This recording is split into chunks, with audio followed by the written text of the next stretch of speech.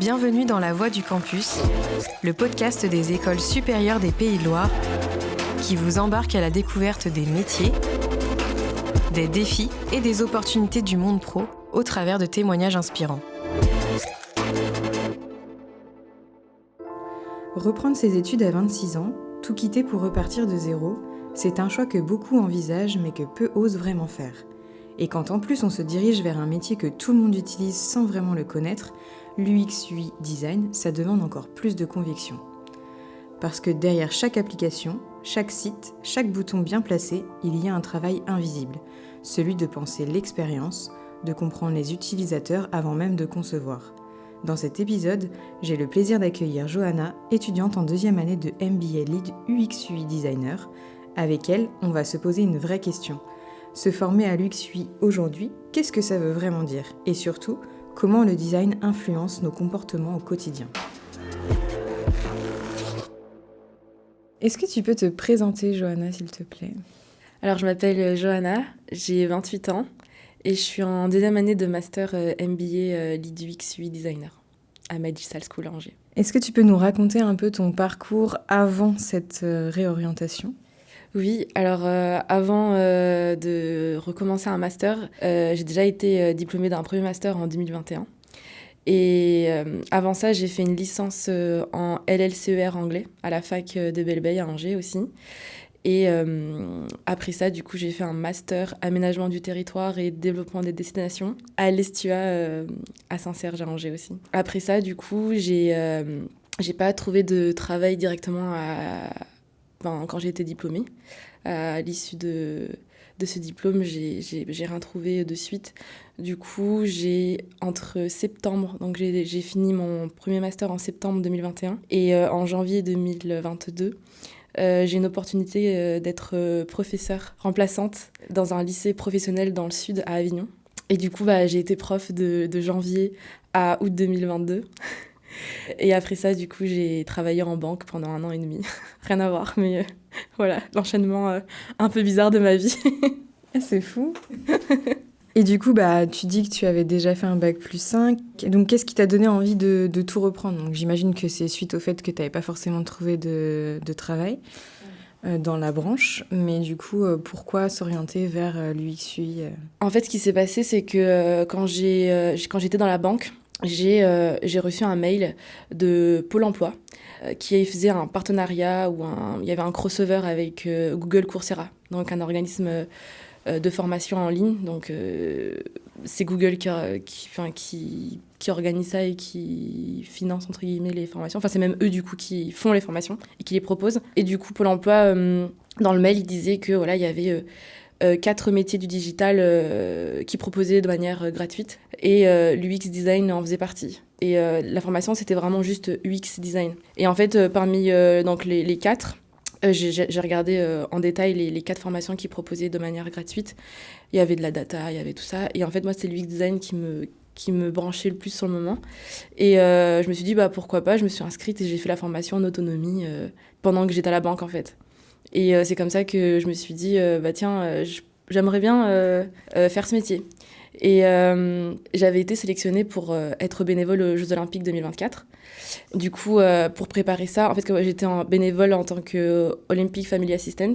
Et en fait, comme je ne savais pas quel pays j'allais avoir à assister, elle m'avait dit, je te conseille de pratiquer toutes les langues que tu parles, parce que je parle jusqu'à 5 langues. Et du coup, je suis partie à Tenerife en tant que jeune fille au pair pendant 3 mois et en Sicile pendant 2 mois pour pratiquer l'espagnol et l'italien. Et pendant ça aussi, du coup, j'ai continué ma formation à distance. Et quand je suis revenue sur Angers entre-temps, je commençais à postuler pour le après finalement. Et c'est là où on m'a fait comprendre qu'en fait ma formation d'autonomie avec Google Coursera ne suffisait pas pour occuper un poste en UX designer, en UX UI. Et encore à l'époque, lui, je connaissais pas trop, parce que la formation de Google Coursera, c'était vraiment l'UX. Et c'est là que je me suis posé la question de est-ce qu'il faut que je reprenne mes études, parce que en fait c'est pas assez. Et c'est vrai que c'était pas assez, je me sentais pas légitime ni compétente pour occuper un quelconque poste, mais je me suis dit, comme c'est un métier du digital, est-ce que c'est pas aussi le moyen de... Enfin, est-ce que c'est pas aussi comme ça qu'on intègre une entreprise et elle nous forme sur place, en fait, comme la banque finalement ? Et en fait, non. Et c'est pour ça que j'ai cherché une formation et j'avais participé à un safari du numérique sur Angers où il y avait l'école qui était là pour vendre sa formation. Est-ce que tu avais des appréhensions avant de reprendre tes études ? Oui, totalement. Les appréhensions que j'ai pu avoir, c'était déjà le format de l'école, parce que du coup, pendant mes 5 premières années d'études, j'étais que à la fac. Donc, je savais pas, je ne connaissais pas le type de formation que pouvait proposer ce genre d'école, le genre d'école que c'était, le fonctionnement, etc. Je savais pas en termes de renommée aussi et pareil, de légitimité derrière ce qu'il y avait. J'avais aussi des appréhensions parce que je sors pas d'une filière digitale.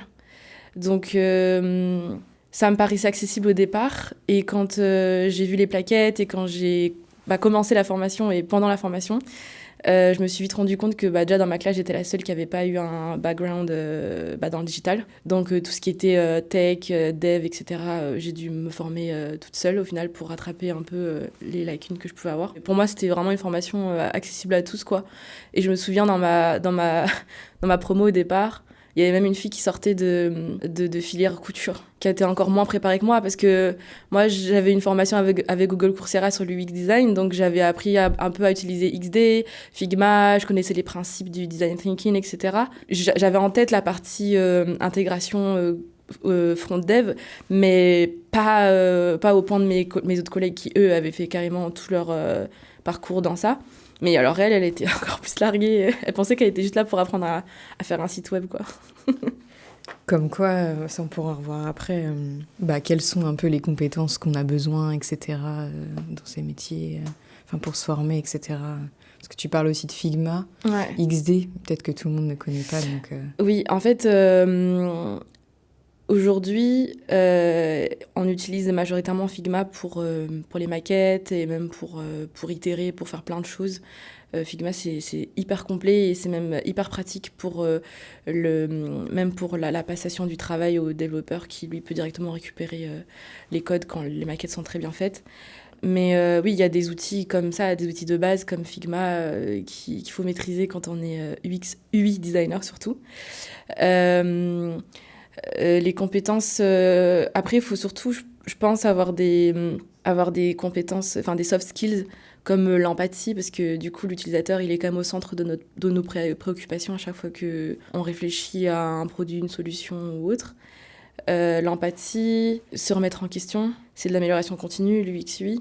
Être curieux, parce que ça va vite, le monde du digital. Et après, des compétences techniques, il faut avoir des bases de code pour comprendre ce qu'on fait et du coup pour comprendre le métier du développeur avec qui on travaille constamment aussi, quoi.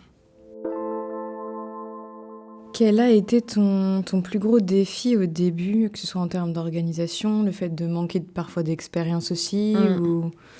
Le défi, ça a été notamment de trouver une alternance. Parce que quand on a plus de 25 ans, c'est compliqué de faire valoir les compétences transversales. C'est-à-dire que peut-être que je sortais pas d'une filière digitale, mais j'avais d'autres choses à proposer et j'étais là pour apprendre. Et comme il y a l'histoire de la rémunération, puis les aides ont baissé, ça c'était très compliqué de trouver une alternance. L'année dernière, j'étais en stage, du coup, dans une start-up. Et c'était chouette, mais comme c'est une start-up et que moi, j'étais la seule UI designer, en fait. Et comme c'est une start-up, forcément, il y a plein d'autres choses à faire et des choses bien plus... Comment dire ? Il y avait des choses qui avaient beaucoup plus en termes de priorité, on va dire. Une start-up n'a pas trop de matière à travailler en termes du XUI, quoi. Peut-être un peu au départ ou autre, mais après, j'ai fait vite d'autres missions qui n'avaient rien à voir avec ma filière. C'était formateur, hein, mais du coup, j'ai pas tant progressé dans mon domaine de spécialisation. Et cette année, par contre, du coup, je suis en alternance à l'ESPL et à My Digital School en hybride. Et là, oui, je fais vraiment des choses en lien avec ce que j'apprends à l'école. Donc, par exemple, pour quelqu'un qui ne connaît pas du tout l'UX UI, comment toi tu expliquerais déjà la différence entre les deux et comment tu l'expliquerais tout simplement, de manière simple? Alors, l'UX, ça veut dire l'expérience utilisateur. C'est tout ce qui va... à partir du moment où il y a un utilisateur, il y a une expérience utilisateur. C'est-à-dire que on va réfléchir à ce que va faire l'utilisateur pour utiliser le produit ou le service, donc tout son parcours, comment il va faire pour atteindre son objectif de manière la plus facile, la plus fluide possible. Et donc ça ne concerne pas uniquement le digital, il y a de l'UX dans absolument tout, les produits, les services. Comme je disais à Éléonore, quand tu déambules dans un musée, dans l'aéroport, un hôpital, les produits du style une porte, une théière, enfin voilà, il y a l'UX à peu près dans tout. L'UX, ça veut dire l'interface utilisateur. Et là, par contre, oui, ça va concerner surtout le visuel des interfaces digitales, du style application, site web. Voilà, ça va être le visuel, ça va être l'interactivité, tout ça. Et tu peux nous expliquer concrètement, par exemple, tu parlais de l'exemple de la théière. Oui. L'expérience utilisateur sur une théière, ça va être quoi, par exemple? Est-ce que c'est l'anse de la théière? C'est tout ça, ouais. C'est, une théière, ça va contenir de l'eau bouillante. Donc, le but, c'est que... Le but de l'utilisateur, c'est de se servir de l'eau chaude, finalement, pour se faire son thé.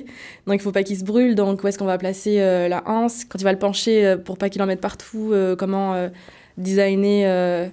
je sais pas comment ça s'appelle, la bouche le bec versaire de la théière. Voilà, faut réfléchir à tout ça, tu vois, et c'est pas juste l'aspect, parce que oui, une théière, il faut que ce soit beau aussi, c'est très bien, mais si on peut pas l'utiliser et qu'on s'en fout partout et qu'on se brûle, bah, elle sert à rien la théière. Est-ce que tu peux nous expliquer tes missions au quotidien, parce que tu disais que tu avais un poste plutôt hybride, du coup, et sur le SPL et sur My Digital School. Bon, si tu peux nous en dire un peu plus. Alors, au sein de My Digital School National, je travaille sur l'application EduChallenge. C'est une application de gamification utilisée du coup pour animer les challenges de l'école à l'échelle nationale. Donc notamment, pour ceux qui connaissent, il y a eu l'English Game, la Game Jam. Voilà, c'est une application qui existe depuis quelques années maintenant. Et en fait, là, je travaille surtout sur le back-office de l'application qui est récente. En fait, si tu veux, au départ, l'application, elle n'existait qu'en dur, avec la partie front, on va dire. Elle existait en dur et à chaque fois, il fallait du coup repasser par le dev pour modifier le contenu selon les challenges. Et petit à petit, il y a eu la question de l'universalisation, c'est-à-dire que est-ce que c'est pas plus simple de mettre en place un back-office via lequel les admins peuvent saisir en fait les informations au lieu de passer par le dev à chaque fois. Et du coup, après, on peut même cette application la prêter à d'autres écoles, notamment le SPL l'a utilisée il y a pas longtemps pour la business game. Et voilà, du coup, je devais travailler sur ça. Puis au fur et à mesure, on s'est rendu compte qu'il y avait d'autres choses à faire en priorité, en fait. Donc on travaille en continu sur les fonctionnalités, sur la rédaction, parce que ça, du coup, on a remarqué une dette par rapport à ça, la rédaction de tout ce qui était les specs. En gros, une spec, c'est quoi? C'est de dire, voilà, voici telle fonctionnalité, voici à quoi elle sert, voici ce qu'elle fait. Elle doit fonctionner comme ça. Et derrière, ça assure la passation avec d'autres équipes, parce que je vais partir. On ne sait pas l'équipe qui va reprendre le projet, etc. Voilà. C'est pour qu'on sache où on en est à un moment donné. Et ça n'avait pas spécialement été fait. Il y avait eu un cahier des charges qui avait été rédigé, mais pas parce qu'à l'époque, il n'y avait pas de back-office. Donc forcément, le cahier des charges de l'époque, elle n'avait pas été rédigée pour ça. Donc voilà, on rattrape un peu tout ça au fur et à mesure. Puis quand j'aurai fini de faire un peu un état des lieux de tout ça, je repasserai au maquettage des features qui n'ont pas été faites, comme les easter eggs, etc. Ça, c'est ce que je fais du coup au sein de My Digital School National et au sein de l'équipe, le SPL, donc l'équipe de projet numérique. Je m'occupe majoritairement du suivi global. Donc j'avais fait aussi un état des lieux sur le parcours de chaque partie prenante, sur le suivi global. Puis après, du coup, j'ai soumis des insights de conception, suite auxquels j'ai du coup maquetté pour changer ce qui n'allait pas dans le portail apprenant. En parallèle, j'ai aussi travaillé sur l'intégration du site carrière pour l'équipe RH. Donc là, en fait, les maquettes, elles avaient déjà été faites par Lucie, l'UX designer avant moi. Et j'ai intégré en fait dans le WordPress le site carrière, puis après j'ai fait des tests, etc. J'ai recueilli les retours et puis j'ai modifié selon les retours qu'on en a fait. Et en ce moment, je travaille aussi sur l'analyse et une proposition d'amélioration du ticketing support sur Bitrix. Voilà, je repense un peu tous les process pour les fluidifier quand je peux, comme ça. Et du coup, tu es en autonomie sur tes missions ou est-ce que tu as quand même quelqu'un qui peut t'aider aux besoins? Est-ce que tu as une marge de manœuvre aussi pour proposer des choses, etc., étant donné que t'as un regard neuf? Non, je trouve que je suis quand même assez accompagnée, surtout à My Digital School, je dirais, parce que, en fait, comme je suis arrivée avec moins de compétences que les personnes qui étaient là avant moi, enfin, l'UX designer qui était là avant moi, qui lui s'assurait de la chefferie de projet, etc. Bah, moi, du coup, je suis déjà en train de rattraper les compétences du UX UI designer pur. Donc, j'étais pas apte à assurer en plus la gestion de projet, en fait. Surtout que ça demande beaucoup trop de compétences que je n'avais pas dès le départ. Surtout que, comme j'ai dit l'année dernière, du coup, j'ai pas occupé un poste pendant lequel j'ai pu progresser en UX UI. Donc voilà. Dans l'équipe de l'AO, donc dans l'équipe de l'ESPL, je suis plutôt autonome, mais voilà, ce qui est bien, c'est que je travaille directement dans le bureau des devs. Donc c'est plus facile d'échanger. Alors que dans l'équipe en dessous, notre dev, il est à distance. Donc c'est un peu plus compliqué, on va dire, de travailler avec toute l'équipe, on va dire, dans l'équipe de MDS. Dans l'équipe de l'SPL, bah voilà, si j'ai une question, je suis dans le bureau, il y a mon manager juste à côté aussi, donc qui est là quand j'ai besoin ou autre. Mais non, dans les deux, je trouve que je suis assez bien accompagnée et oui, voilà. Est-ce qu'il y a une vraie fin à un projet UX/UI? Parce que des fois, on peut commencer quelque chose et en fait, on peut se dire la frustration. Je sais que j'ai déjà entendu ça parfois, où en fait, tu as toujours des améliorations à faire, etc. etc. Ouais. En fait, je trouve que dans l'UX/UI, on travaille surtout en mode agile. C'est-à-dire que il n'y a pas de fin, quoi.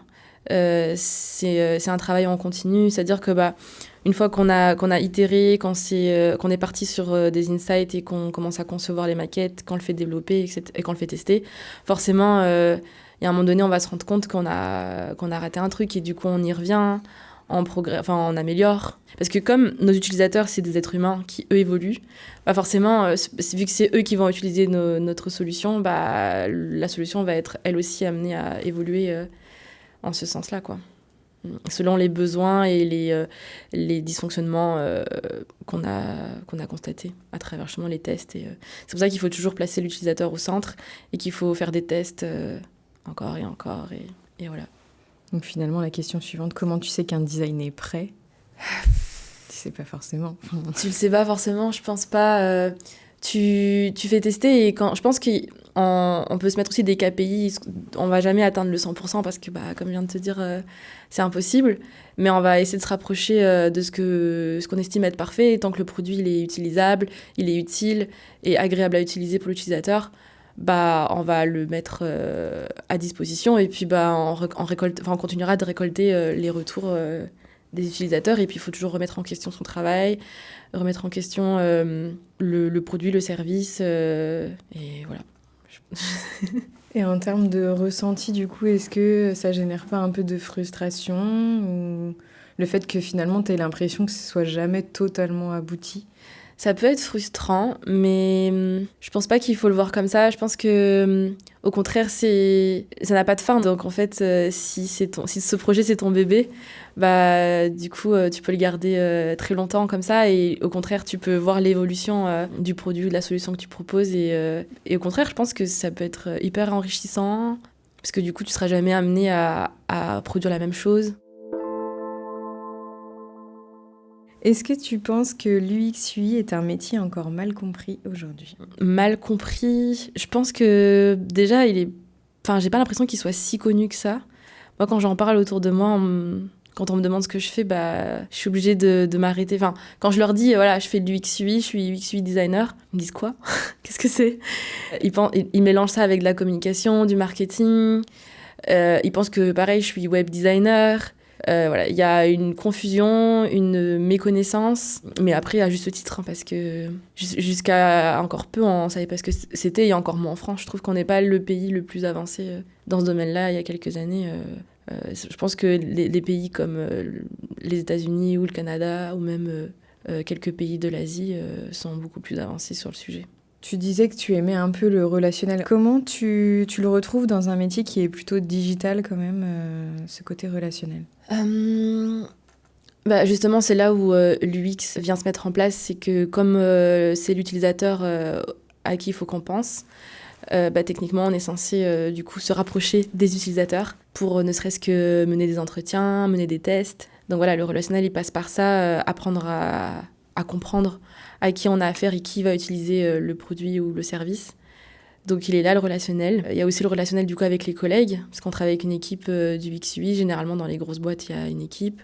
Les développeurs aussi, des product owners, voilà. Il y a plein de... On travaille rarement tout seul, à moins qu'on soit en freelance, et encore, on a des clients.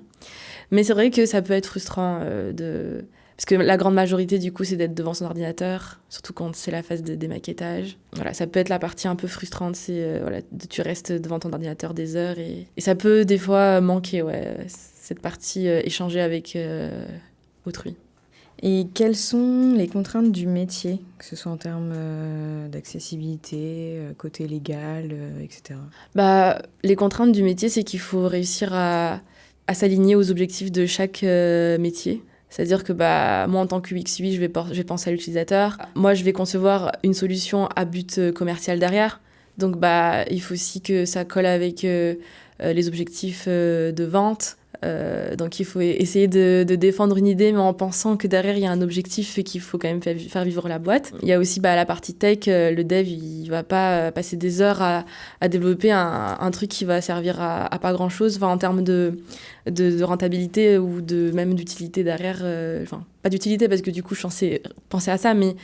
je veux dire, développer une feature qui, au final, va pas avoir un grand impact commercial, alors que peut-être que ça va être très utile. Il faut réussir à jongler entre tout ça, penser aussi à l'accessibilité. Donc, je sais pas, moi, si t'as une DA qui est imposée, mais que tu te soutiens que ça va pas être accessible pour telle ou telle raison, il faut réussir aussi à défendre ça. C'est pareil, si on veut mettre beaucoup d'animations sur le site, mais qu'en termes d'éco-conception derrière, on n'est pas bon, ça sert à rien.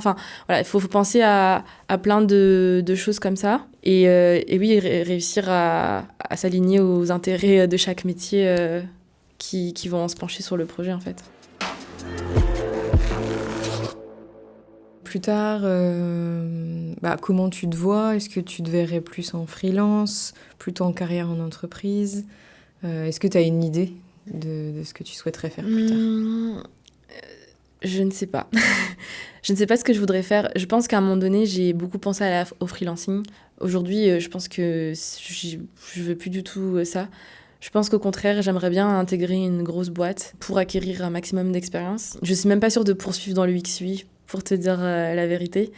J'hésite même à retourner dans le domaine du tourisme et du voyage. Mais pourquoi pas allier le voyage et l'UX/UI ? Ça peut être une idée. À chaud, je dirais que j'aimerais bien intégrer une entreprise pour stack de l'expérience, un maximum.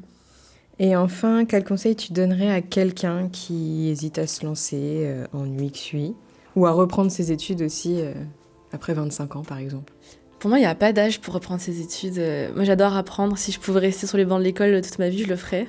Donc, vraiment... Si vous avez une idée, un projet, quelque chose qui vous trotte dans la tête, faites-le. Si vous avez envie de prendre votre sac à dos et de partir en Australie, faites-le. Faites tout ce que vous voulez faire dans la vie. Voilà. J'ai pas d'autres conseils. Ce qu'on retient de l'expérience de Johanna, c'est que l'UX/UI, ce n'est pas juste du design. C'est un métier qui demande de la curiosité, de l'empathie et une vraie capacité à penser pour les autres. Son parcours montre qu'il n'est jamais trop tard pour se réorienter et qu'avec de la détermination, on peut trouver sa place dans un domaine encore méconnu, mais pourtant omniprésent. Merci Johanna pour ce partage sincère. Et si cet épisode t'a donné envie d'en savoir plus sur l'UX/UI, rappelle-toi, derrière chaque interface que tu utilises, il y a quelqu'un qui a pensé à toi. Et ce quelqu'un, ça pourrait être toi. Le campus ESPL, situé à Angers, regroupe 8 écoles et accueille plus de 3500 étudiants du bac au bac plus 5. Il se distingue par son accompagnement personnalisé, son réseau d'entreprises partenaires et son cadre moderne, propice à l'apprentissage et à la vie étudiante. Envie d'en savoir plus ? Rendez-vous sur espl.fr. Si cet épisode vous a plu, pensez à liker, commenter et partager. Merci pour votre écoute et à très vite pour un nouvel épisode de La Voix du Campus.